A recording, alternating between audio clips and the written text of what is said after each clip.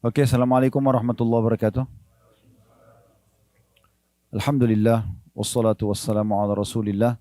Segala puji dan puja kehadirat Allah subhanahu wa ta'ala, juga salawat dan taslim kepada Nabi besar Muhammad sallallahu alaihi wa ala alihi wa sahbihi wasallam.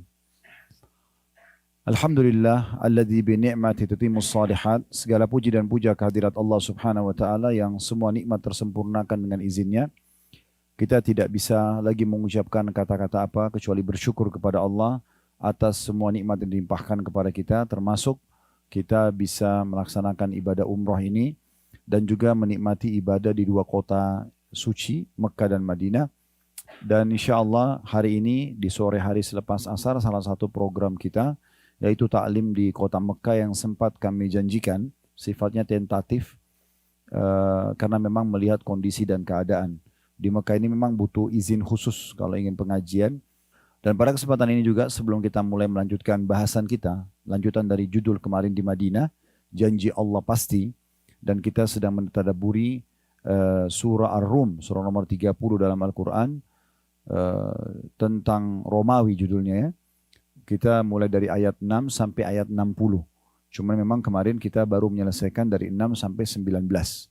Dan insya Allah nanti kita akan lanjutkan mulai sore ini di ayat ke-20-nya.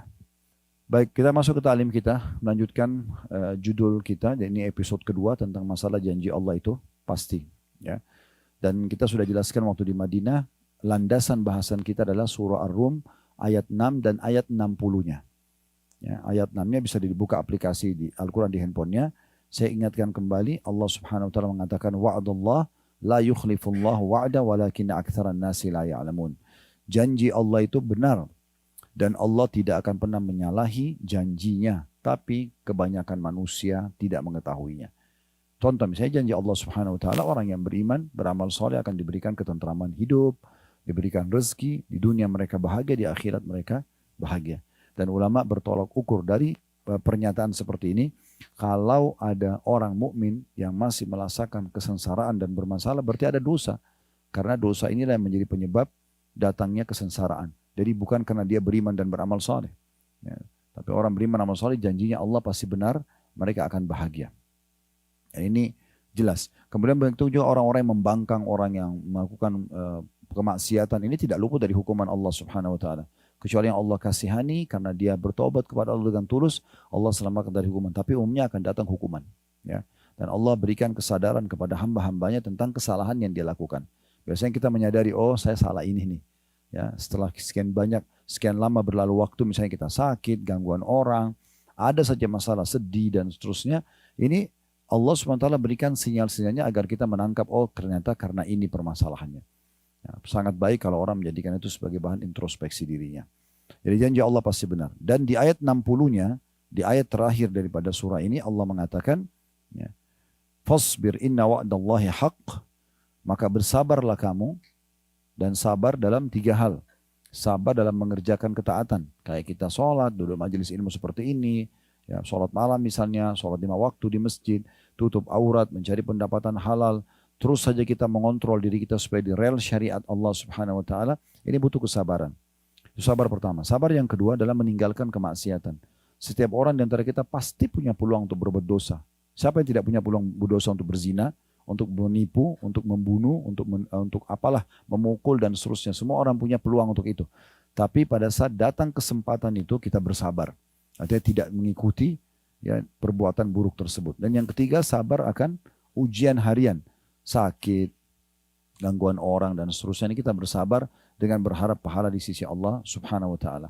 Dan sabar ya, itu adalah menerima keputusan Allah dan ikhtiar mencari jalan keluar. Itu sabar. Jadi misalnya kita tidur malam hari sehat, tapi pagi harinya bangun sakit. Maka berarti ujian Allah sudah datang. Tugas kita sabar. Apa itu sabar? Kita menerima dulu itu sebagai keputusan dari Allah, kemudian kita ikhtiar mencari jalan keluar untuk berobat. Ya. Itu namanya bersabar. Nah ini Allah mengatakan di ayat 60-nya. Saya sengaja hubungkan dulu ayat 6 sama ayat 60 karena memang ini judul kita. Janji Allah pasti. Landasan judul ini adalah 2 ayat ini. Di ayat 60 saya ulangi, fasbir inna wa'dallahi haqq, maka bersabarlah kamu, sesungguhnya janji Allah itu benar, wala yastakhifannaka alladziina la yuqinun, dan sekali-kali janganlah orang-orang yang tidak yakin tentang kebenaran ayat-ayat Allah janji-janji Allah tentang surga, tentang neraka, ya, itu menggelisahkan kamu atau membuat kamu meninggalkan keimanan dan keyakinan kepada Allah Subhanahu wa taala. Baik, kita sekarang melanjutkan tadabbur ayat kita. Kita akan masuk ke ayat 20 setelah kemarin di Madinah kita sudah menyelesaikan sampai ayat 19, ya. Ayat 20 ini Bapak Ibu sekalian, Allah Subhanahu wa taala pencipta alam semesta ini memperkenalkan dirinya dan juga menunjukkan tentang kemahabesarannya. Alhamdulillah kita berada di kamar hotel ini, Bapak Ibu bisa lihat dengan jelas sekali. Ya, kalau orang duduk melihat gunung, langit, awan, turunnya hujan dari langit, ini sangat konyol kalau ada orang mengatakan ini tidak ada yang mengaturnya. Ya, tidak ada Tuhannya, tidak ada pemiliknya. Pergantian siang malam, ya, kita kemarin tawaf, kita sa'i, kita lihat ada yang orang Melayu, ada yang orang Arab, ada yang orang hitam dari Afrika, ada orang bule. Semua itu tidak mungkin tidak ada yang mengatur dan menciptakannya. Bahkan di dalam diri kita sendiri, sebagaimana kita jelaskan ya pada beberapa ayat yang lalu, pada di bahasan Madinah, di diri kita sendiri, ya, di mata kita untuk melihat, telinga untuk mendengar, hidung untuk menghirup misalnya dan membedakan bau wangi, bau busuk, lidah kita bisa bedain manis, asin, asam, ya, seketika, bibir mengucap, lidah mengecap, kemudian tangan menjamah, kaki melangkah. Semua fungsi anggota tubuh ini yang luar biasa. Ini menunjukkan pasti ada yang mengaturnya. Dan kita subhanallah saking lemahnya manusia nggak bisa mengalih fungsikan. Misalnya ada orang yang mau makan melalui kupingnya. Nggak mungkin. Memang harus mulutnya. Berarti kan ada yang mengatur sistem itu. Kita sendiri nggak bisa mengalihkan itu. Nggak mungkin orang misalnya mendengar dengan matanya. Gitu kan. Tidak mungkin orang misalnya melihat dengan hidungnya. Jadi memang ada fungsi. Gitu kan. Dan semuanya sudah teratur dengan rapi. Ini berarti menandakan ada sang pencipta Allah subhanahu wa ta'ala. Di Madinah saya ingatkan kembali sudah saya berikan contoh. Berapa banyak orang yang suka ya terkagum-kagum dengan seorang pelukis yang melukis sesuatu yang dia ciplak di alam semesta. Dia lukis lautan, dia lukis awan, dia lukis pohon kelapa, dia lukis burung yang sedang terbang misalnya di satu tempat dengan membawa papan lukisnya 1 kali 1 meter. Orang di sebelahnya kadang-kadang terkagum-kagum melihat orang pelukis ini karena mirip sekali dengan aslinya. Subhanallah, lukisan itu dijual mahal dan dibeli mahal, gitu kan.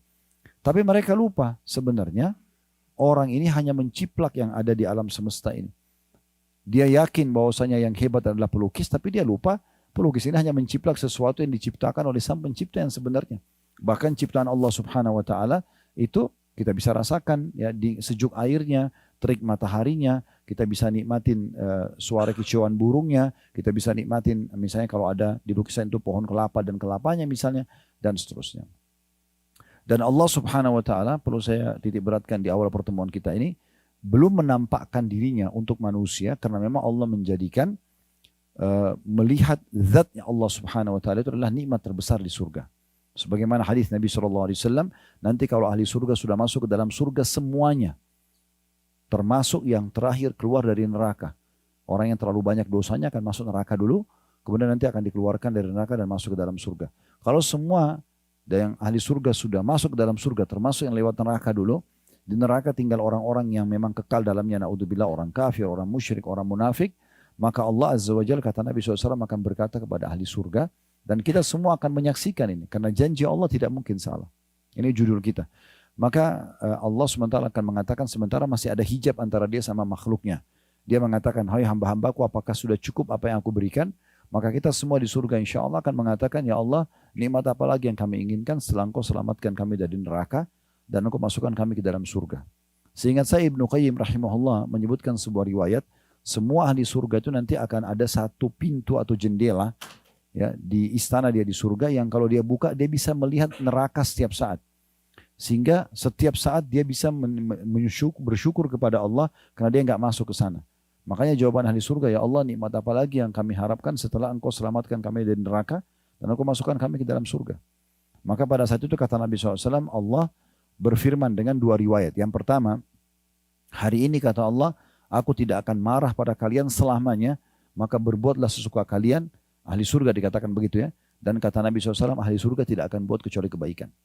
Karena di surga nanti sudah tidak ada lagi rasa iri, dengki, dan segitu sudah tidak ada lagi penyakit-penyakit hati, sudah nggak ada. Orang hanya akan menikmati apa yang Allah SWT berikan dari yang halal dan mereka selalu bertasbih dan bersyukur kepada Allah Subhanahu wa taala. Itu riwayat yang pertama. Riwayat yang kedua, Allah Azza wa Jalla akan mengangkat hijabnya, pembatas antara dia sama hamba-hambanya. Disitulah pertama kali nanti kita melihat zat Allah yang maha mulia. Kalau teman-teman sekalian kita bisa melihat pohon, bunga, sangat indah warnanya, berwarna-warni. Mungkin kita masuk di Hotel Fairmont ini kita bisa lihat di reception ya, bunga mawar yang segar, warna-warni ya, ada putih, ada ungu, ada orange ya. Dan seterusnya lah ya. Apa pemandangan yang kira-kira paling indah yang pernah Bapak Ibu lihat di muka bumi ini, maka penciptanya jauh lebih indah dan lebih sempurna daripada itu. Ya. Maka semua ahli surga mengatakan pada saat lihat zatnya Allah, ya Allah tidak ada nikmat yang mengalahkan melihat wajahmu yang mulia. Jadi semua dayang-dayang, istana, pakaian yang indah itu akan menjadi kecil setelah melihat zatnya Allah Subhanahu wa taala. Jadi melihat Allah Subhanahu wa taala itu hanya ada di surga nanti dan hanya untuk orang-orang yang masuk surga saja. Ahli neraka tidak akan pernah melihat Tuhannya selamanya. Karena melihat Allah adalah sebuah nikmat yang besar. Baik, bagaimana sekarang kita memunculkan keyakinan kita kepada Allah, ini yang sedang kita bahas. Ya, yang kita bahas agar kita sampai pada titik ternyata oh iya benarnya janji Allah itu benar dan Allah itu benar ada. Baik, kita masuk ayat 20-nya. Allah Subhanahu wa taala berfirman, saya bacakan, wa min ayatihi an khalaqakum min turabin thumma idza antum basharun tantashirun. Dan di antara tanda-tanda kekuasaannya, N-nya besar kata ganti Allah, ialah dia, D-nya besar kata ganti Allah juga, dia menciptakan kamu dari tanah. Nabi Adam diciptakan dari tanah. Kemudian tiba-tiba kamu menjadi manusia yang berkembang biak. Ya, dalam sebuah riwayat Bukhari kata Nabi SAW, Allah menciptakan Nabi Adam dari tanah tembikar, tanah liat yang berwarna hitam, gitu kan? Lalu kemudian diciptakan Nabi Adam dari situ dan Allah menciptakan malaikat dari cahaya, Allah menciptakan jin dari api.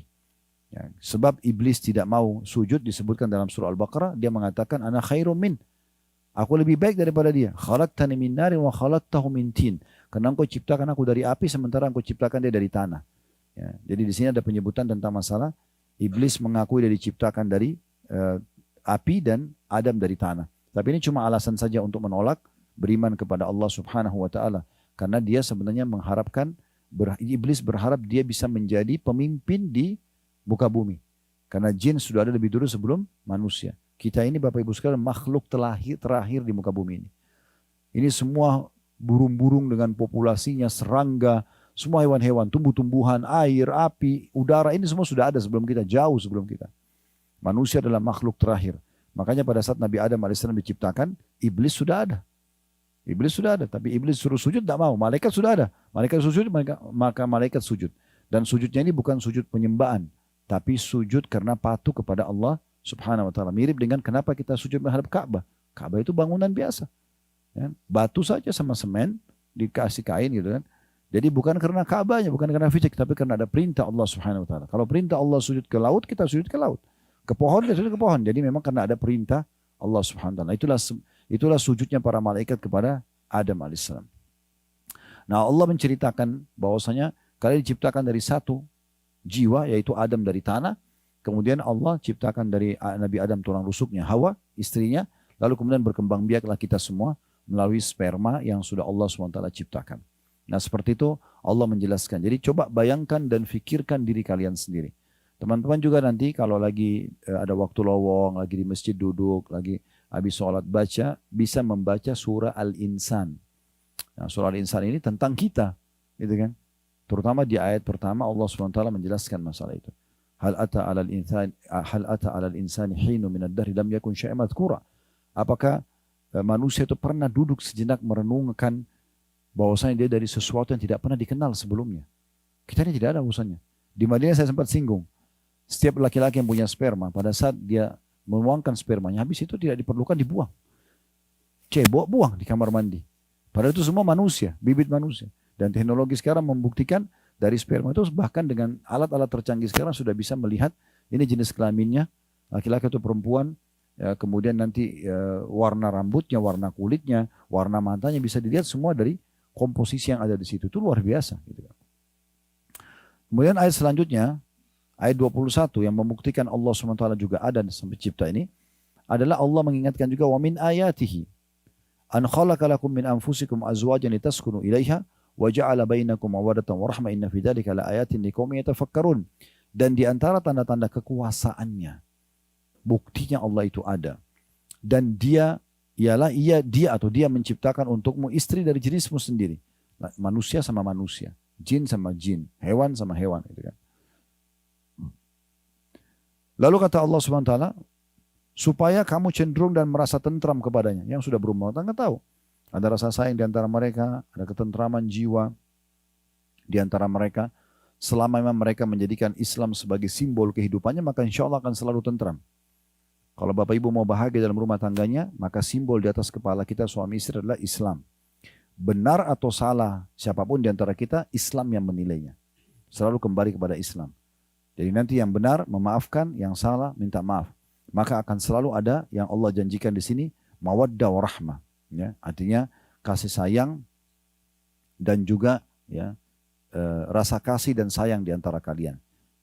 Dan dijadikan di antaramu rasa kasih dan sayang. Sungguhnya pada demikian itu, adanya rasa suka, rasa sayang, saling melindungi, saling memenuhi di antara suami istri, benar-benar terdapat tanda-tanda bagi kaum yang mau berfikir, kata Allah. Ya. Kemudian selanjutnya, ayat 22-nya. Wa min ayatihi, juga di antara tanda-tanda kebesarannya, kekuasaannya, khalqus samawati wal ardi wa ikhtilafu alsinatukum wa alwanikum inna fi dzalika la ayatin lil alimin. Ialah dia menciptakan langit dan bumi. Nah, seperti ini kita lihat langit, kita lihat bumi, subhanallah makin tinggi ya, ke atas kita melihat itu makin nampak sekali. Ya. Kalau ketinggian seperti ini lantai 57 kita bisa melihat mobil seperti gentong-gentong kecil saja yang berjalan. Mungkin kalau kita dekat kita bisa melihat oh ini mobil Ferrari, oh ini mobil yang mewah-mewah. Padahal sebenarnya kalau sudah di atas jadi kecil semua. Rumah-rumah building yang besar pun jadi kecil.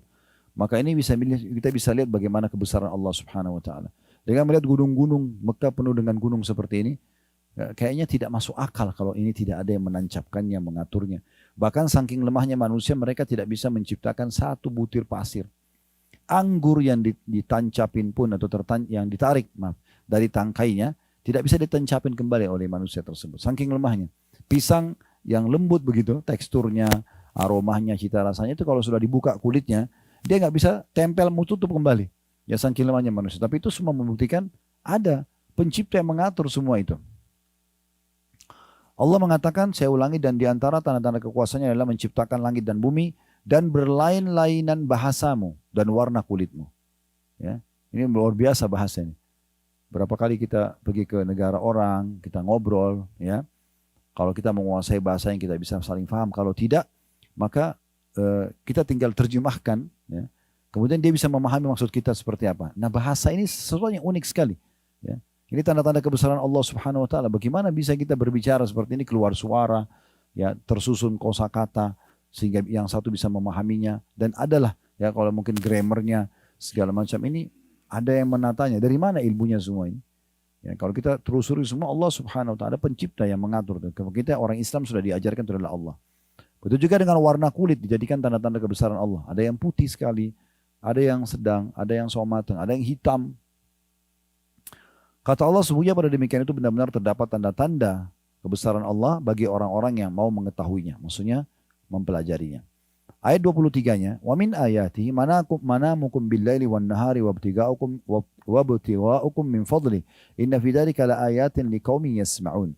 Dan di antara tanda-tanda kekuasaannya adalah tidurmu di waktu malam. Ya, tidur, kita kadang-kadang ngantuk kan kalau malam. Begitu kita letakkan kepala, tiba-tiba tidak hilang. Kita sudah nggak sadarkan diri. Ini tidurnya dari mana? Ya, karena seringnya kita lakukan, kita nggak menyadari kalau ada yang mengatur semua itu. Ya. Tidur orang tidak sadar. Bahkan dalam hukum Allah SWT, orang kalau tidur tidak dijadikan sebagai sebuah hukum. Misalnya ada orang tidur, dia tidak sengaja mukul orang di sebelahnya. Dia nggak kena hukum karena itu orang tidur. Ya. Orang tertidur karena dia tidak sadarkan diri, misalnya terlewat waktu sholat, maka dia boleh sholat kapan dia bangun. Tidur itu luar biasa, tanda-tanda kekuasaan Allah Subhanahu Wa Taala. Belum lagi secara medis, tidur itu ternyata memberikan, ya, istirahat tubuh-tubuh kita, ada pembaharuan sel dan segala macam. Allah mengatakan di waktu malam dan di waktu siang, karena memang siang hari dikenal dengan kailula, waktu istirahat juga. Ya, Nabi SAW kadang-kadang beristirahat menjelang duhur atau selepas duhur.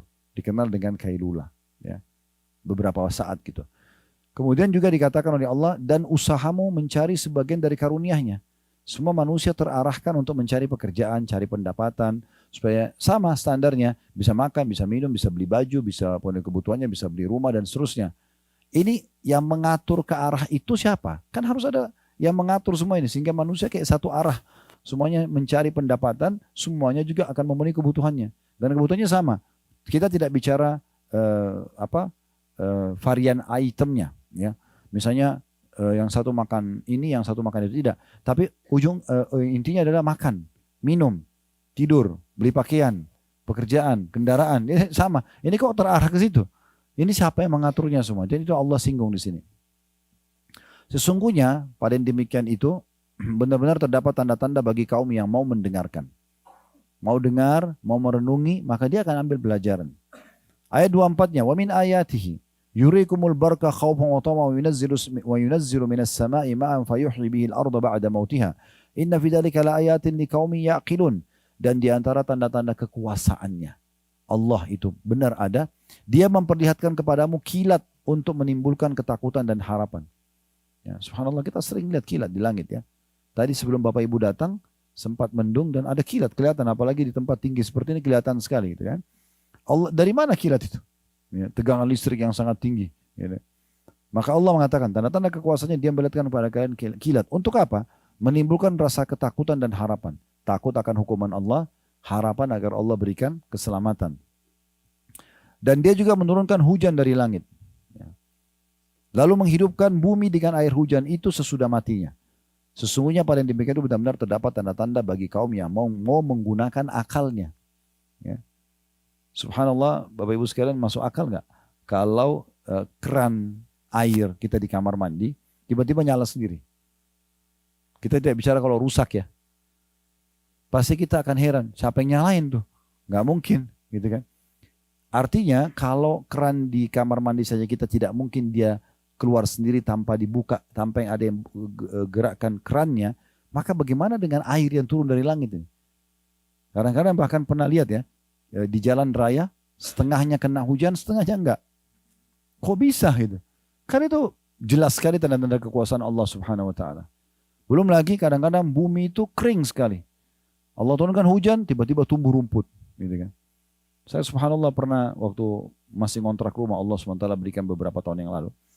Di belakang rumah saya tidak terlalu perhatikan, ada sedikit taman. Mungkin cuma 2 minggu barangkali, itu 3 minggu ya. Saya biasanya memang ke belakang, lihat, siram tanaman. Itu tuh kebetulan dengan kesibukan tidak sempat. Lebih keluarga saya yang lakukan. Tapi tiba-tiba saja setelah 3 minggu kalau tidak salah, saya ke belakang, loh ada pohon pepaya. Saya nggak pernah tanam gitu. Pohon pepaya itu tumbuh. Dan sudah ada buahnya kecil gitu. Subhanallah, maha suci Allah yang begitu mudahnya Allah kalau mau menciptakan sesuatu. Dan manusia sebenarnya tinggal melihat tanda-tanda kebesaran itu. Dan dia tinggal beriman kepada Tuhannya, lalu dia nikmati apa yang dibolehkan. Harusnya begitu. Ayat 25-nya, wa min ayati an taqumas sama wal amru bi amri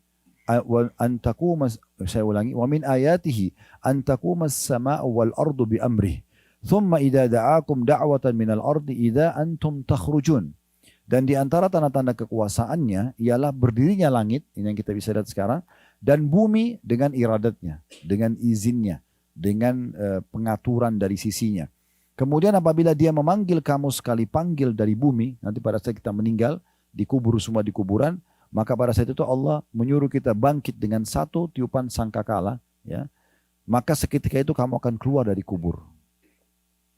Kemudian ayat 26-nya Allah mengatakan walahu man fis samawati wal ardi kullun lahu qanitun. Ketahuilah kepunyaan Allah lah siapa saja yang ada di langit dan di bumi, semuanya hanya kepadanya tunduk. Ya. Nah, dari sini ada satu rahasia penting teman-teman sekalian. Di saat Bapak Ibu menghadapi masalah apapun, maka ketahuilah masalah itu sebenarnya adalah teguran dari Allah tentang adanya masalah antara kita dengan Allah Subhanahu wa taala. Jadi Allah berikan teguran melalui makhluknya. Makanya sebagian salaf mengatakan, saya tahu saya punya dosa kepada Tuhan saya, di saat saya perubahan sikap pasangan saya. Di saat ada perubahan di tunggangan saya, dan di saat ada tikus di rumah saya. Mereka saking pekanya, karena kalau tidak masalah sama Allah, harusnya janji Allah benar dong. Orang yang beriman beramal soleh tidak akan ada gangguan. Berarti kalau ada gangguan ada masalah nih. Dan masalahnya sebenarnya bukan pada pasangan kita. Bukan masalah pada tunggangan kita. Bukan masalah pada tikus yang di rumah kita. Tapi ada masalah dengan Tuhan kita Allah subhanahu wa ta'ala. Sebagian ulama salaf, kalau mereka jalan di satu tempat lalu kecium bau busuk saja, mereka langsung istighfar. Langsung introspeksi diri. Karena Allah bisa buat bau busuk itu tidak sampai kepada dia. Tapi Allah sampaikan sebagai peringatan agar dia tahu dia punya salah. Nah seperti itu. Sebagian mereka jalan, kesentuh kakinya, kesentuh batu, keseleo misalnya. Itu jadikan sebagai bahan introspeksi diri semuanya. Astagfirullah ya Allah kalau ada kesalahan. Dalam Al-Quran diceritakan bagaimana Nabi Daud alaihissalam lagi duduk di singgasananya, di istana kerajaannya. Tiba-tiba Allah jatuhkan bangkai. Dan langsung Nabi Daud dengan keimanannya, lihat bangkai itu, ini kan tidak mungkin. Ada bangkai baunya busuk di depan matanya. Langsung dia sujud dan dia tidak mau angkat kepalanya sampai Allah SWT turunkan wahyu sebenarnya itu cuma ujian yang datang kepada dia. Jadi itu yang dimaksud dengan poin ini. Jadi sebenarnya di ayat 26 ini teguran. Ayatnya pendek tapi teguran. Kalau semua di langit dan di bumi ini adalah milik Allah Subhanahu Wa Taala. Mau apapun tinggal minta sama Allah. Ya. Orang depan kita jahat pun Allah bisa ngubah dia menjadi orang baik karena Allah pemiliknya. Sederhana. Kita mau apapun tinggal minta sama Allah. Selama bukan apa yang Allah haramkan, Allah bisa berikan. Tidak ada yang mustahil. Ya, selama tidak bentrok dengan sunnatullah, peraturan Allah subhanahu wa ta'ala. Seperti misalnya Bapak Ibu nggak suka dengan malam lalu bilang, ya Allah hilangkan malam. Itu nggak mungkin. Itu sunnatullah. Peraturan Allah subhanahu wa ta'ala. Selama tidak bentrok dengan sunnatullah, tidak minta yang Allah haramkan, pasti dikasih. Kuasa Allah subhanahu wa ta'ala. Kadang-kadang ada orang, subhanallah, dia sangka buruk dengan Tuhannya. Kenapa? Karena ada permintaan dia 1 atau 2 belum dikasih. Dia lupa sebenarnya terlalu banyak permintaan dia yang sudah Allah berikan. Terbukti misalnya. Bukanlah kita tiap hari lapar Bapak Ibu sekalian. Tiap hari kita haus. Tiap hari kita ngantuk. Tiap hari kita capek. Bukankah kita cuma mengatakan lapar tiba-tiba ada pikiran kita untuk mencari makanan. Dapat makanan dan akhirnya kita bisa makan. Terbukti sampai hari ini puluhan tahun kita bisa hidup. Terpenuhi setiap hari makanan. Terpenuhi setiap hari haus. Ya, dahaga kita. Hanya dengan bilang haus. Ada muncul ide untuk minum apa. Dan kita bisa dapatkan apa yang kita inginkan. Misal. Capek kita bisa istirahat, sakit kita bisa berobat. Terbukti puluhan tahun kita berjalan seperti itu. Nah ini semua tanda-tanda kebesaran Allah subhanahu wa ta'ala yang harus kita jadikan sebagai bahan renungan kita. Saya ulangi ayat 26-nya kata Allah, dan kepunyaannya lah siapa saja yang ada di langit dan di bumi, semua hanya tunduk kepadanya. Jadi ada kisah unik di sini, ada seorang, saya tambahkan kisah di ayat 26-nya, ada seorang salafus saleh dulu, orang saleh dulu di masa tabi'in, setelah generasi sahabat, dikatakan dia jalan menuju ke satu negeri, ya. Dan pada masa itu orang cuma menggunakan penerangan itu cahaya matahari Bapak Ibu sekalian. Jadi kayak terbit matahari pagi mereka jalan aktivitas, kalau sudah maghrib kayak kita sebentar lagi maghrib ini, itu mereka sudah tutup aktivitas mereka karena mereka tidak ada punya penerangan, gitu kan. Tidak kayak kita sekarang mungkin sudah banyak listrik, penerangan listrik sudah di mana-mana ya, meluas Masya Allah, Alhamdulillah. Maka dia pada saat melakukan perjalanan, tiba maghrib, dia berada di tengah-tengah hutan. Gelap sekali. Maka dia istirahat di hutan itu. Di awal malam, kalau kita sekarang sekitar jam 10, jam 11 malam, dia terbangun, terus dia wudhu, dia sholat. Diceritakan dalam kisah dia, pada saat dia sholat, selesai 2 rakaat pertama, tiba-tiba di hadapan dia ada seekor harimau yang meraung dengan keras karena kelaparan. Di saat itu dia berpikir begini, dia mengatakan pada dirinya sendiri, kalau saya coba melawan harimau ini, dia lebih kuat. Matanya lebih terang, lokasi ini dia lebih kuasai. Gitu kan? Tapi imannya kepada Allah, Allah munculkan di satu itu lalu dia mengatakan, wahai harimau. Dia bicara dengan harimau, wahai harimau, kalau seandainya Allah subhanahu wa ta'ala yang menciptakan aku dan kamu, ya, menakdirkan, memutuskan untuk engkau memakanku, aku tidak akan melawan. Tapi kalau seandainya engkau datang untuk mengganggu ibadahku, aku akan memohon kepadanya untuk membinasakanmu. Maka tiba-tiba harimau tersebut menutup kembali ya mulutnya dan kemudian meninggalkan orang soleh. Tidak jadi menyerang. Harimau pun yang buas ciptaan Allah subhanahu wa ta'ala. Tidak ada yang mustahil. Tinggal bagaimana kekuatan hubungan kita dengan Allah subhanahu wa ta'ala.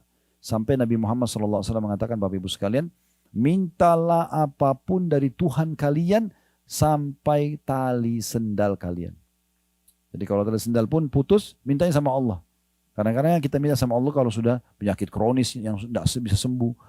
Keliru ini, minta dari hal-hal yang kecil. Biasakan manja kepada Allah subhanahu wa ta'ala. Selalu minta, apapun itu sifatnya. Toh, kalau misalnya kita mau keluar ke pasar, ke mall, ya Allah mudahin parkiran buat saya. Toh kita juga akan menuju ke sana. Tapi dengan minta seperti ini, Allah kasih dan juga kita dapat pahalanya. Hanya dengan minta sesuatu yang mungkin dianggap remeh oleh sebagian orang. Tapi Nabi SAW ajarkan kita agar selalu saja berhubungan baik dengan Allah Subhanahu wa taala. Makanya dalam syariat Allah kita selalu disuruh berdoa sebelum aktivitas. Doa sebelum keluar rumah, doa sebelum tidur, doa sebelum makan, doa sebelum biologis, kan sebelum aktivitas. Agar kita melibatkan Tuhan kita Allah Subhanahu wa taala dalam setiap aktivitas kita. Ayat 27-nya, wa huwa alladhi yabda'ul khalqa thumma yu'idu wa huwa ahwanu 'alaihi wa lahul mathalul a'la fis samawati wal ardi wa huwal azizul hakim. Dan dialah yang telah menciptakan manusia dari permulaan, maksudnya dari tanah, dari Nabi Adam, kemudian mengembalikan atau menghidupkannya kembali nanti setelah kematian, dan menghidupkan kembali adalah lebih mudah baginya. Dan baginya lah sifat yang maha tinggi di langit dan di bumi, dan dia maha perkasa lagi maha bijaksana. Jadi sebagaimana Allah mudah menciptakan kita dari sperma dan sel telur, maka membangkitkan jauh lebih mudah daripada itu, kata Allah. Kalau bisa diciptakan maka tentu saja pasti bisa bisa diciptakan atau dibangkitkan. Pernah ada satu orang di kota Mekah ini, ada satu tokoh Quraisy masih kafir. Waktu itu dia datang kepada Nabi Muhammad SAW dengan membawa tulang unta yang sudah lama mati, sudah tinggal tulang belulang. Tulangnya diambil, ditumbuk sama dia sampai hancur, tinggal debu. Lalu datang ke hadapan Nabi SAW dan dia lempar debu itu, debu tulang itu. Dia mengatakan, man yuhyil idhama wa hiya ramim. Dijelaskan dalam surah Yasin. Siapa yang menghidupkan ini hai Muhammad setelah hancur seperti ini? Maka Allah turunkan firman-Nya, Jibril langsung turun dan menjawab itu. Qul yuhyiha alladhi ansha'a awwala marratin wa huwa bikulli khalqin alim. Jawab hai Muhammad, yang akan mengembalikan tulang ini kembali utuh, ya, yang telah menciptakannya pertama kali, dan dia maha mengetahui ciptaannya. Salah satu mukjizat yang diberikan oleh Allah Subhanahu wa taala kepada Nabi Ibrahim alaihissalam, beliau pernah pada saat minta, ya Allah, arini kaifa tuhyil mauta. Coba tunjukkan ya Allah bagaimana engkau menghidupkan yang sudah mati. Bagaimana engkau menghidupkan yang sudah mati. Maka Allah SWT menyuruh Nabi Ibrahim AS memilih dari 4 jenis burung-burung, hewan. Kemudian disembelih dan diacak potongan-potongan badannya. Lalu dibagi ke timur, ke barat, ke utara, ke selatan. Lalu kata Allah SWT, panggillah. Dipanggil datanglah dengan izin Allah. Tiba-tiba potongan-potongan yang sudah bercampur baur antara jenis hewan yang berbeda itu bersatu kembali posisi dan hidup kembali di hadapan Nabi Ibrahim alaihissalam pada saat itu. Jadi bisa dibaca tentang mukjizat Nabi Ibrahim alaihissalam. Baik, ayat 28-nya, darabalakum mathalan min anfusikum hal lakum mimma malakat aymanukum min syuraka'a fi ma razaqnakum fa antum fihi sawa'un takhafunahum ka khifatikum anfusakum kadzalika nufassilul ayati liqaumin yaqilun. Dia Allah membuat perumpamaan untuk kamu dari dirimu sendiri supaya lebih yakin lagi. Apakah ada di antara hamba sahaya yang dimiliki oleh tangan kananmu sekutu bagimu dalam memiliki rezeki yang telah kami berikan kepadamu? Maka kamu sama dengan mereka dalam hak mempergunakan rezeki itu. Kamu takut kepada mereka sebagaimana kamu takut kepada dirimu sendiri. Demikianlah kami jelaskan ayat-ayat kami bagi kaum yang berakal. Jadi saya jelaskan, kan di masa dulu ada hamba sahaya ya. Setelah perang dunia terakhir itu sudah dihapuskan. Gak ada lagi hamba sahaya. Ya, tidak ada perbudakan. Ya, hamba sahaya ini budak. Nah Allah SWT menjelaskan di masa dulu, waktu masih ada perbudakan, orang bisa jual beli budak di pasar. Hampir seluruh dunia ini ada pasar budak. Bahkan di kota Madinah, di kota Mekah ini ada pasar budak. Bilal kan dulu di pasar budak Mekah. Dibeli oleh Umayyah bin Khalaf, dijadikan budaknya yang menaruh batu besar di dadanya, lalu dibebaskan oleh Abu Bakar kan. Itu masa perbudakan namanya. Memang ada masa perbudakan. Maka budak-budak ini tidak punya hak terhadap harta. Allah memberikan gambaran yang masih mengatakan ada sekutu-sekutu buat Allah. Seperti orang-orang Mekah datangkan patung-patung. Lalu kemudian mereka anggap patung-patung itu adalah sekutu-sekutu Allah. Kemarin sudah di panjang lebar dijelaskan di musim wahyu ya. Maka Allah berikan perumpamaan. Kira-kira masuk akal nggak sih kalau kamu punya seorang budak yang kamu beli di pasar, gitu kan? Kemudian tiba-tiba dia jadi pemilik harta seperti kamu dan kamu sama dia sama-sama punya hak. Maka orang yang dulu hidup di masa dulu ini tahu tentang masalah ini. Tidak mungkin sama. Karena budak itu bagian daripada harta kita. Bukan dia memiliki harta kita. Seperti itulah. Maka Allah mengatakan ini perumpamaan. Apakah memang masuk akal? Aku yang ciptakan kamu, aku yang berikan kamu segala sesuatunya. Lalu tiba-tiba kamu datangkan sekutu-sekutu dari patung, dari pohon. Lalu kamu bilang ini sama dengan aku. Seakan-akan Allah bilang begitu. Bagaimana caranya? Apa haknya dia untuk disembah? Seperti sebagian orang pakai jimat, sembah patung, sembah pohon. Apa haknya makhluk-makhluk tersebut? Kita sama benda-benda itu sama sebagai makhluk. Kan gitu. Makanya Imam Nawawi rahimahullah mengatakan, sungguh aku heran melihat orang-orang yang meminta-minta pada kuburan. Padahal dalam kuburan itu adalah manusia seperti dia yang sudah jadi tulang belulang, tidak bisa berikan apa-apa. Kalau dia yakin pemilik kuburan itu, walaupun orang soleh, bisa memberikan manfaat, bagaimana dengan Tuhannya kuburan itu? Tuhannya manusia dalam kuburan itu. Kenapa nggak minta langsung kepada Allah subhanahu wa ta'ala? Ayat 29-nya, balittaba'a alladhina zalamu ahwa'ahum bighairi ilm, faman yahdi man adallallah wa ma lahum min nasirin. Tapi orang-orang yang zalim mengikuti hawa nafsu mereka tanpa ilmu pengetahuan. Maksudnya mereka datangkan sekutu-sekutu buat Allah atau meyakini ada Tuhan selain Allah. Maka siapakah yang akan menunjuki orang-orang yang telah disesatkan oleh Allah? Dan tiada bagi mereka seorang penolong pun. Artinya kalau mereka sudah mengambil keputusan seperti itu, berarti mereka sudah sesat. Dan mereka tidak akan ada penolong lagi. Tidak ada yang bisa mengembalikan mereka mengenal Allah kecuali Allah itu sendiri bila Allah inginkan. Ayat 30-nya Allah mengatakan kepada Nabi Muhammad SAW dan menyuruh kita mengikuti ini. Fa'akim wajhaka lid-dini hanifa. Fitratallahi allati fataran nasa 'alaiha la tabdila li khalqillah. Dzalika ad-dinul qayyim walakin aktsaran nasi la ya'lamun. Maka hadapkanlah wajahmu dengan lurus kepada agama ini atau agama Allah. Oleh karena itu setelah faham ayat-ayat ini, mulai sekarang yakinlah Allah itu ada dan ikuti agamanya. Ya, syariat yang diturunkan, semua yang dibolehkan nikmati, yang diperintahkan kerjakan, yang dilarang tinggalkan. Tetaplah di atas fitrah Allah itu yang telah menciptakan manusia menurut fitrah itu. Tidak ada perubahan pada fitrah Allah. Maksudnya agama yang sudah Allah bebankan pada manusia itu tidak akan berubah. Itulah agama yang lurus, tapi kebanyakan manusia tidak mengetahuinya. Saya ingatkan kembali, Allah hanya turunkan satu agama, tidak ada agama lain. Allah jelaskan dalam surah Al-Imran ayat 19, Inna dina innallahil Islam. Agama sisa Allah hanyalah Islam. Jadi Nabi Adam, Nabi Idris, Nabi Saleh, Shu'aib, semuanya Daud, Sulaiman, Isa, Musa, Muhammad. Ini semua nabi-nabi, Ilyas, ya, Zakaria, Yahya, semua nabi-nabi ini alaihi wassalatu wassalam adalah agamanya Islam. Tidak ada agama lain. Jadi mereka agama satu saja. Ya. Yang berbeda adalah hukum-hukum dan syariat yang dibawa.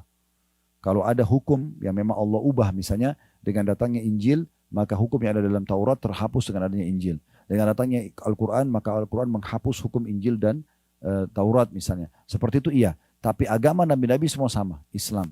Makanya rukun iman kita yang 6 itu, iman kepada Allah, iman kepada para malaikat, iman kepada kitab-kitab, iman kepada semua rasul-rasul.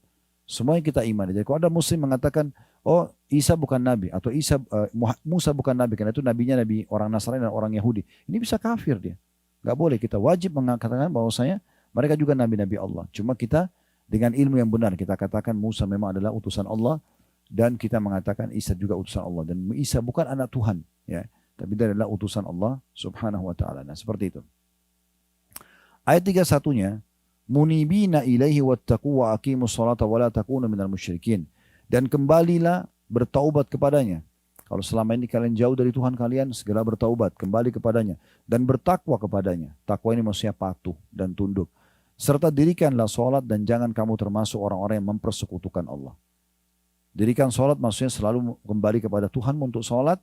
Dan jangan mempersekutukan. Jadi jangan sampai sholat tapi juga tetap buat sekutu kepada Allah.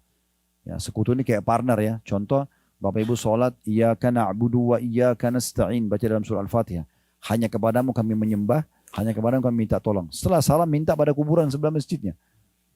Loh, terus mana tadi perkataan kamu, iyyaka, hanya kepadamu, kenapa? Minta pada kuburan.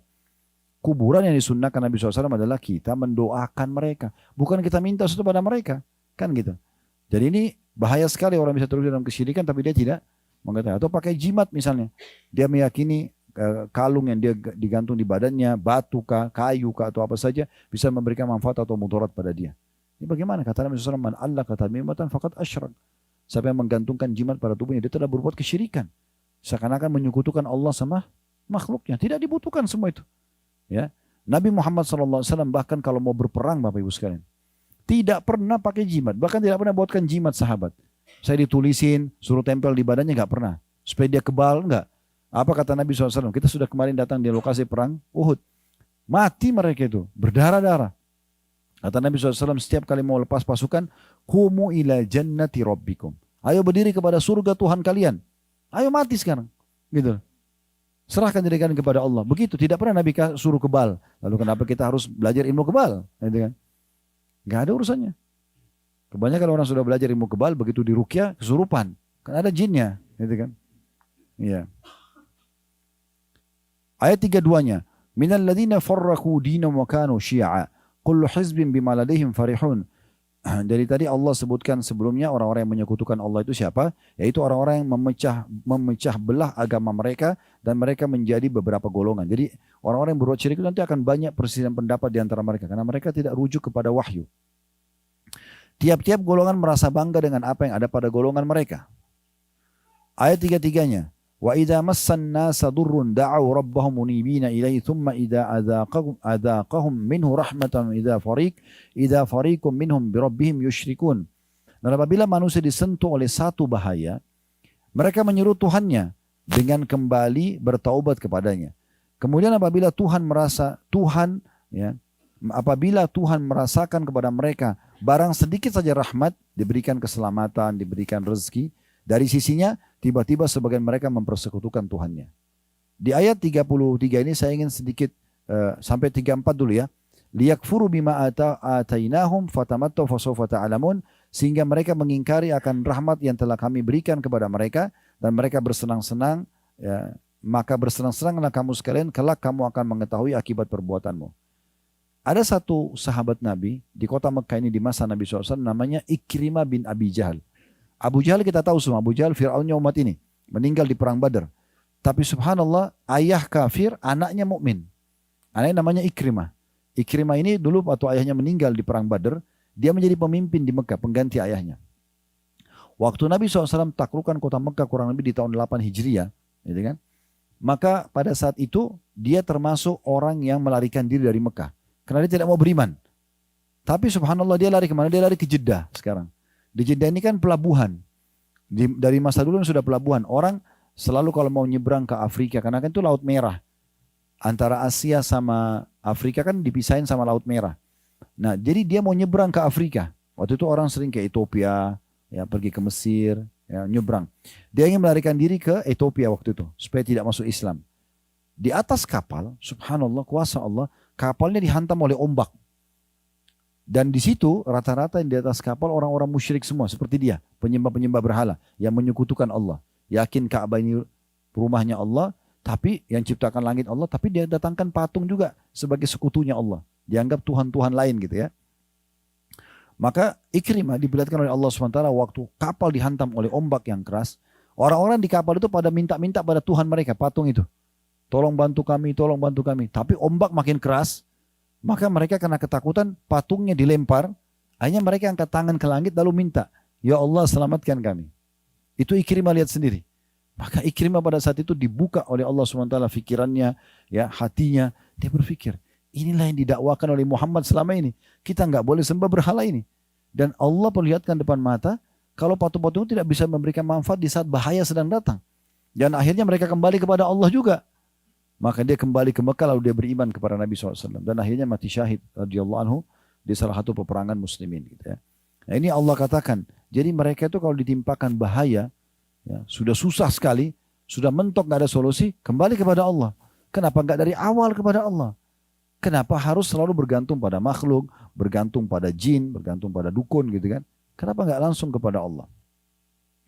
Ayat 35-nya, ayat 35, Am anzalna alaihim sultanan fahuwa yatakallamu bima kanu bihi yusyrikun, atau apakah kami menurunkan kepada mereka keterangan, lalu keterangan itu menunjukkan kebenaran apa yang mereka persekutukan dengan Tuhan mereka. Maksudnya apakah mereka itu menyembah berhala, menyembah pohon, mengkultuskan sesuatu yang disamakan sama Allah. Apakah ada sultan, ada ilmu yang kami turunkan untuk itu, atau mereka ngarang-ngarang saja. Semua penyembah berhala ini cuma mengarang-ngarang. Di Ka'bah ini waktu Nabi SAW bebasin kota Mekah ada 360 patung. Patung ini mereka yang ukir matanya, mereka yang ukir hidungnya, mulutnya, mereka yang warnain, mereka yang kasih nama, mereka yang pikul diletakkan di situ, dan kalau rusak, retak, mereka yang tambal kembali. Dipanggil Tuhan. Makanya dikenal dengan masa jahiliyah. Gimana caranya patung yang tidak bisa ngomong dijadikan sebagai Tuhan gitu.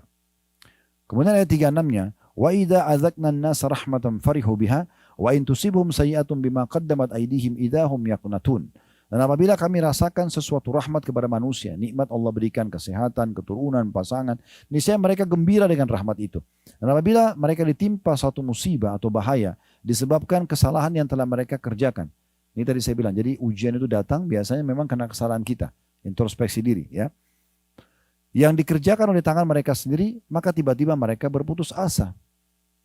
Ayat 37-nya, awalam yarau anna Allah yabsutu rizqa liman yasha'u wa yaqdir. Inna fi dzalika laayatin liqaumin yu'minun. Apakah mereka itu tidak memperhatikan bahwa sungguhnya Allah melapangkan rezeki bagi siapa yang dikehendakinya dan dia pula yang menyempitkan rezeki itu. Sesungguhnya pada yang demikian itu benar-benar terdapat tanda-tanda kekuasaan Allah bagi kaum yang beriman. Artinya untuk apa minta ke patung-patung tersebut? Kenapa tidak minta kepada Allah langsung? Allah ini maha kaya. Allah yang menciptakan segala sesuatunya. Murnikan tauhid itu, akan diberikan semua apa yang diinginkan. Ayat 38-nya. Fa'ati dzal qurba haqqa wal miskina wa ibnas sabil dzalika khairun lil ladzina yuriduna wajha Allah wa ulaika humul muflihun. Dan berikanlah kepada kerabat terdekat haknya. Maksudnya kalau ada harta, berikan kepada mereka juga. Demikian pula kepada fakir miskin dan orang-orang yang dalam perjalanan. Maksudnya orang lagi musafir, butuh bantuan, bantu mereka. Itulah yang lebih baik bagi orang-orang yang mencari keridhaan Allah dan mereka itulah orang-orang yang beruntung. Maksudnya orang yang tahu di harta yang Allah berikan kepada mereka ada hak orang lain. Ayat 39-nya, wa ma ataitum min riban liyarbu fi amwalin nasi fala yarbu 'indallah. Wa ma ataitum min zakatin turiduna wajhallahi faulaika humul mudha'ifun. Dan sesuatu riba atau tambahan yang kamu berikan agar dia bertambah pada harta manusia, maka riba itu tidak bertambah di sisi Allah. Dan apa yang kamu berikan berupa zakat yang kamu maksudkan untuk mencapai keridhaan Allah, maka yang berbuat demikian itulah orang-orang yang melipat gandakan pahalanya. Maksudnya kalau seandainya orang mau dapat rezeki yang luas, berikan karena Allah, sedekahkan karena Allah, bantu orang miskin karena Allah. Allah akan balas itu. Tapi kalau orang sengaja riba, dia pinjamkan uang lalu dia minta hasil dari situ, maka itu tidak akan bertambah. Ya. Kemudian ayat 40-nya, Allahul ladzi khalaqakum thumma razaqakum thumma yumitukum thumma yuhyikum hal min syurakaikum man yaf'alu min dzalikum min syai' subhanahu wa ta'ala amma yusyrikun. Allah lah yang menciptakan kamu, kemudian memberimu rezeki, makanan, minuman, udara, air dan seterusnya yang bisa membuat roda kehidupan ini berjalan, kemudian mematikanmu. Kemudian menghidupkanmu lagi kembali setelah kematian, hari kebangkitan nanti. Adakah di antara yang kamu sekutukan dengan Allah yang dapat berbuat sesuatu yang demikian itu? Patung kah, jin kah, ada yang bisa buat itu? Tentu perjawabannya tidak ada ya.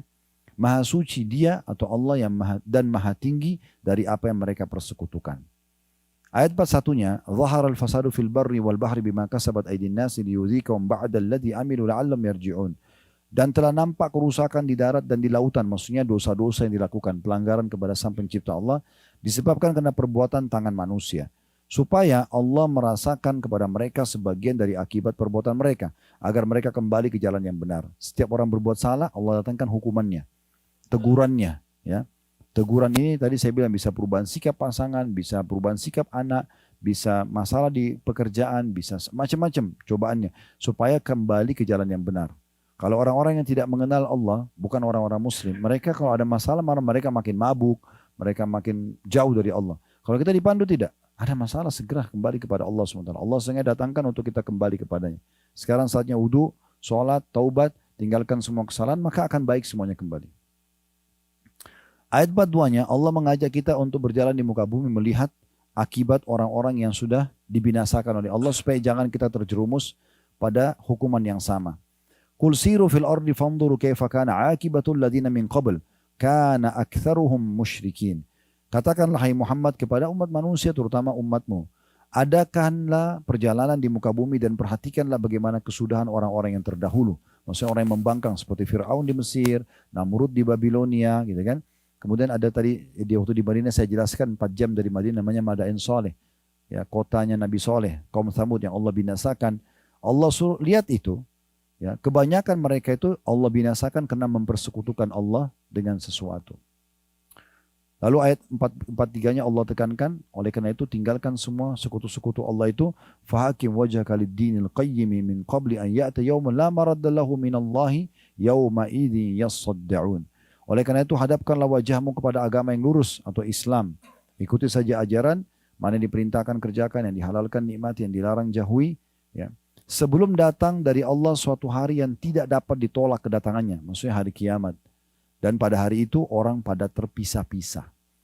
Ya, maksudnya terpisah-pisah itu nanti kita masing-masing, walaupun suami istri, walaupun orang tua sama anak, di hari kiamat nanti di mahsyar, kita tuh melarikan diri dari orang-orang semuanya.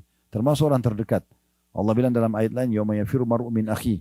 Pada hari kiamat orang lari dari saudaranya, wa ummihi wa abi, ayahnya, ibunya dan ayahnya, wa sahibati wa bani, pasangan hidup dan anak-anaknya. Kenapa? Likulli imri'in minhum yawma idzin sya'nun yughni. Karena pada hari itu semua manusia berharap bisa menyelamatkan dirinya. Maka Allah ingatkan, jangan datang nanti hari kiamat yang orang sudah baru mau taubat. Enggak, sekarang segera kembali kepada Allah Subhanahu wa taala. Ayat 44-nya, man kafara fa alaihi kufru wa man amila shalihan fali anfusihim yamhadun. Barang siapa yang kafir maka dia sendiri yang menanggung akibat kekafirannya itu. Dan barang siapa yang beramal saleh maka untuk dirinya sendirilah mereka menyiapkan tempat yang menyenangkan. Siapa yang mau dengar ini, mereka beriman kepada Allah, mereka amal saleh, maka mereka telah memiliki panduan hidup dan di dunia, di akhirat mereka akan dapat tempat yang menyenangkan, maksudnya surga. Ya. Ayat 45-nya, liyajziyal ladina amanu wa amilu solihati min fadli innahu la yuhibbul kafirin. Agar Allah memberikan pahala kepada orang-orang yang beriman dan beramal saleh dari karunia-Nya, sesungguhnya Dia tidak menyukai orang-orang yang ingkar.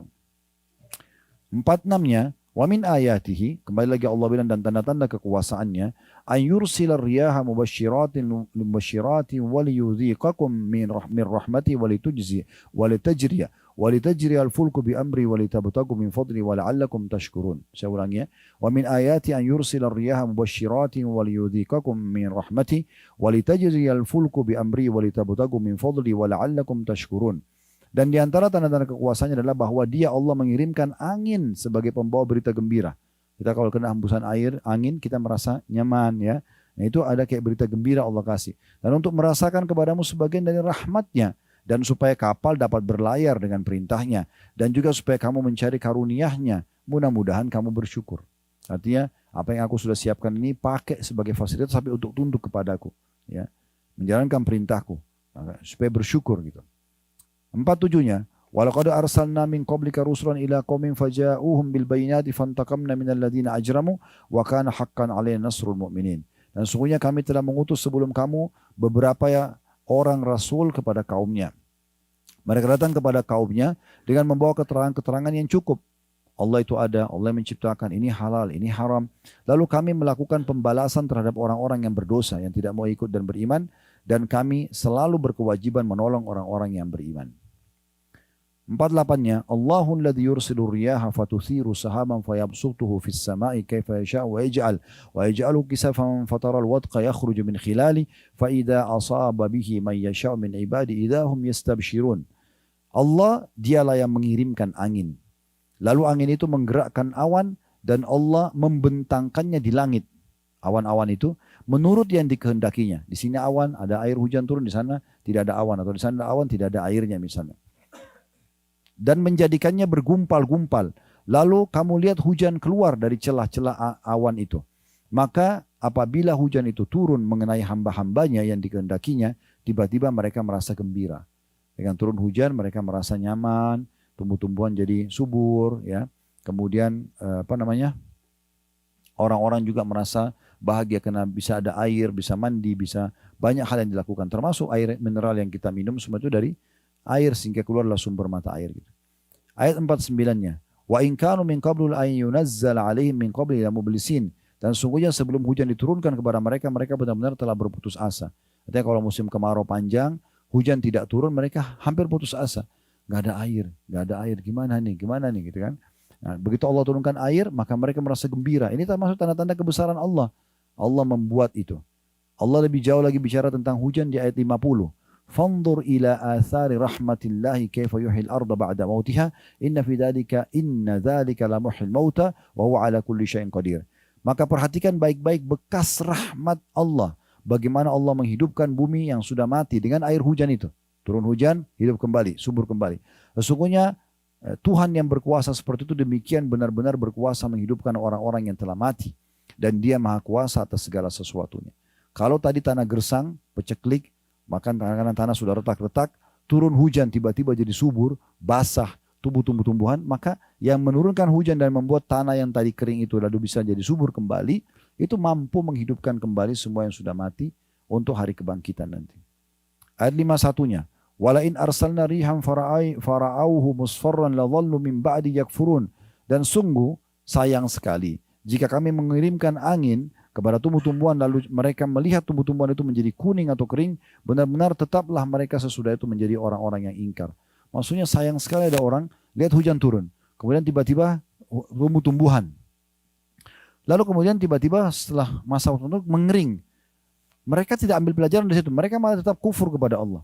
Lalu siapa yang turunkan hujan, siapa yang membuat tumbuhan itu tumbuh, kemudian siapa juga yang membuatnya nanti kering, mati tumbuhan itu pada saat ajalnya sudah datang. Maka ini Allah singgung di ayat 51-nya. Ayat 52-nya, fa innaka la tusmi'ul mauta wa la tusmi'us summa du'a idza wallaw mudbirin. Maka sungguhnya kamu hai Muhammad tidak akan sanggup menjadikan orang-orang yang mati itu dapat mendengar dan menjadikan orang-orang yang tuli dapat mendengar seruan apabila mereka berpaling atau membelakang. Jadi Allah di sini menggambarkan kalau orang-orang yang tidak mau dengar dakwah, tidak mau dengar tentang agama Allah ini, maka mereka itu sama saja dengan orang mati. Karena seperti orang mati kalau diajak ngomong nggak bisa dengar. Nah begitu juga orang yang tidak mau dengar dakwah ini, tidak mau dengar tentang ayat-ayat Al-Quran, penjelasan dan syariat Allah SWT, mereka tidak mau dengar. Itu mirip juga dengan orang tuli, yang tidak bisa, kalau kamu seru, bicara apapun dia tidak bisa dengar. Begitulah orang diibaratkan oleh Allah SWT dengan orang yang tidak mau mendengar agama Allah SWT. 53-nya, وَمَا أَنْتَ بِهَادِ الْعُمِّ عَنْ ضَلَالَتِهِمْ إِنْ تُسْمِعُ إِلَّا مَنْ يُؤْمِنُ بِآيَاتِنَا فَهُمْ مُسْلِمُونَ. Dan kamu sekali-kali tidak akan dapat memberi petunjuk kepada orang-orang yang buta mata hatinya dari kesesatannya. Dan kamu tidak dapat memperdengarkan petunjuk Allah melainkan kepada orang-orang yang beriman dengan ayat-ayat kami. Mereka itulah orang-orang yang berserah diri kepada kami. Maksudnya sampaikan saja hai Muhammad, yang dengar berarti dia yang beruntung. Yang tidak mau dengar kau tidak akan bisa memaksakan hidayah kepada mereka, petunjuk kepada mereka. Kayak saya sekarang ceramah ini, saya cuma sampaikan Bapak Ibu menerima, alhamdulillah, itu kebaikan buat Bapak Ibu sekalian. Saya pun diberikan balasan pahala oleh Allah SWT. Tidak mau terima, itu juga hak pribadi. Di dunia ini tidak ada hisapnya. Kata Allah SWT, "Faman syaa'a falyu'min, wa man syaa'a falyakfur." Yang mau beriman silakan, yang mau kufur silakan. Tapi nanti akan ada akibatnya di akhirat. Kata para ulama, sampai nanti ahli neraka pada saat masuk di neraka, mereka masuk neraka dengan mengakui keadilan Allah. Nanti akan jelas bagi mereka semua ternyata, oh selama di dunia memang Allah kasih peringatannya dari lisannya fulan, dari kejadian fenomena alam ini, fenomena alam ini misalnya, hujanlah, banjirlah ini. Allah ingatkan dia semua. Lalu kemudian dia menyesal. Tapi pada saat itu dia mengakui kalau memang benar Allah pantas masukkan dia ke dalam api neraka. Tapi apa gunanya? Gak ada gunanya lagi. Ya. 54-nya, Allahul ladzi khalaqakum min dha'fin thumma ja'ala min ba'di dha'fin quwwatan thumma ja'ala min ba'di quwwatin dha'fan wa syaiba yakhluqu ma yasha' wa huwal alimul qadir. Ini Allah kembali menceritakan tentang prosesi manusia. Kita semua alami ini ya. Allah dialah ya. Di situ koma supaya menjelaskan Allah itu siapa? Allah koma dialah yang menciptakan kamu dari keadaan lemah. Bayi waktu lahir lemah. Ya, semua harus butuh ibunya. Kemudian dia menjadikan kamu sudah keadaan lemah itu menjadi kuat. Tumbuh besar, mulai sempurna akalnya, fisiknya, mulai bisa bekerja, sekolah, segala macam. Kemudian dia menjadikan kamu sesudah ya lemah. Kemudian dia menjadikan kamu sesudah kuat itu lemah lagi. Pada saat sudah tua, mulai melemah badannya. 60, 70, 80, 90 tahun sudah mulai. Lalu Allah mengatakan, dan juga beruban. Ya, orang tidak bisa luput dari situ. Allah berikan tanda-tanda kebesaran di situ. Dia menciptakan apa yang dia kehendaki dan dialah yang maha mengetahui lagi maha kuasa. Ayat 55-nya, wa yawma taqumus saatu yuqsimul mujrimuna ma labithu ghaira sa'ah kadzalika kanu yufakun. Dan ketahuilah pada hari kiamat nanti, hai hamba-hambaku, aku kasih bocoran kalian sekarang. Bersumpahlah orang-orang yang berdosa. Nanti di hari kiamat pada saat dibangkitkan. Mereka tidak berdiam dalam kubur melainkan sesaat saja. Seperti demikianlah mereka selalu dipalingkan dari kebenaran. Maksudnya mereka pada saat dibangkitkan mereka kaget. Seperti baru sesaat hidup di dunia. Lalu melalui kuburan. Lalu sekarang dibangkitkan lagi menuju kepada kehidupan abadi. Ya. Ayat 56-nya. وَقَالَ الَّذِينَ أُوتُوا الْعِلْمَ وَالْإِيمَانَ لَقَدْ لَبِثْتُمْ فِي كِتَابِ اللَّهِ إِلَى يَوْمِ الْبَعْثِ فَهَذَا يَوْمُ الْبَعْثِ وَلَكِنَّكُمْ كُنْتُمْ لَا تَعْلَمُونَ. Dan berkatalah orang-orang yang diberi ilmu pengetahuan dan keimanan selama di dunia kepada orang-orang kafir nanti di akhirat pada saat mereka masuk, orang beriman masuk surga, orang kafir masuk neraka. Sesungguhnya kamu telah berdiam dalam kubur menurut ketetapan Allah sampai hari kebangkitan ini. Maka inilah hari berbangkit, akan tetapi kamu selalu saja tidak meyakininya. Jadi tidak ada manfaatnya nanti kalau di hari kiamat orang baru menyesal, tidak ada gunanya. Saya ingatkan kembali di Madinah saya sempat sebut. Mudah-mudahan sudah ditadaburi ya. Bisa baca surah nomor 23, surah Al-Mu'minun ayat 99 sampai 115. Ya, tolong dibaca itu bagaimana Allah gambarkan penyesalan nanti orang kafir pada hari kiamat karena mereka tidak beriman, otomatis juga tidak beramal soleh selama di dunia. Ayat 57-nya, "Fayauma idzin la yanfa'u alladziina dzalamu ma'dziratuhum wa lahum yusta'tabun." Maka pada hari kiamat itu tidak bermanfaat lagi bagi orang-orang zalim permintaan udzur mereka. Minta maaf sama Allah tidak terima lagi karena sudah telat. Di dunia tempatnya orang beramal dan bertaubat. Dan tidak pula mereka diberi kesempatan bertobat lagi. Ayat 58-nya, "Walaqad darabna lin-nasi fi hadzal Qur'ani min kulli mathal, wala in ji'tahum bi ayatin la yaqulanna alladziina kafaru in antum illa mubtilun." Dan sungguhnya telah kami buat dalam Al-Quran ini segala macam perumpamaan untuk manusia.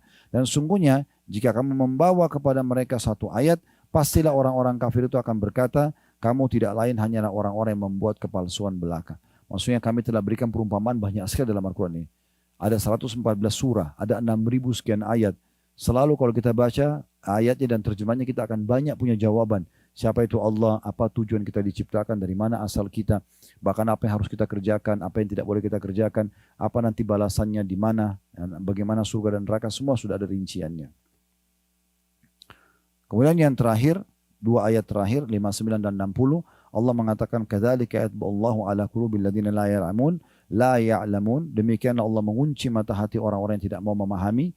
Jadi kalau Allah tahu orang ini sudah sampai peringatan, tidak mau dengar. Allah berfirman, Rasulullah bersabda, nggak mau tahu. Ini nggak boleh, loh haram, nggak mau tahu. Ya sudah, terakhir Allah akan kunci hatinya. Orang kalau dikunci hatinya itu tidak akan ada tersentuh sama sekali. Nggak berpikir akan patuh atau meninggalkan larangan gitu. Lalu Allah mengingatkan semua orang beriman di penutupan ayat 60-nya, "Fasbir inna wa'dallahi haqq." Bersabarlah kamu dalam mengerjakan ketaatan, meninggalkan larangan, ya, bersabar atas ujian harian. Tadi sudah kita jelaskan di pembukaan kita itu ya. Wala yastakhifannaka lilladzina yuqinun. Dan jangan sampai orang-orang yang tidak yakin dengan semua ini membuatmu putus asa atau menggelisahkanmu. Maksudnya membuat kau nanti merasa terganggu. Jauhi aja mereka, patuh saja. Maksudnya mulai sekarang bangun tidur kalau masih dikasih umur, udah sholat, puasa, zikir, kerjakan apa semua sampai ajal datang akan terima balasannya. Nah seperti itu kurang lebih gambaran daripada ayat-ayat ini. Allahu a'lam. Dengan begini alhamdulillah bahasan kita sudah selesai.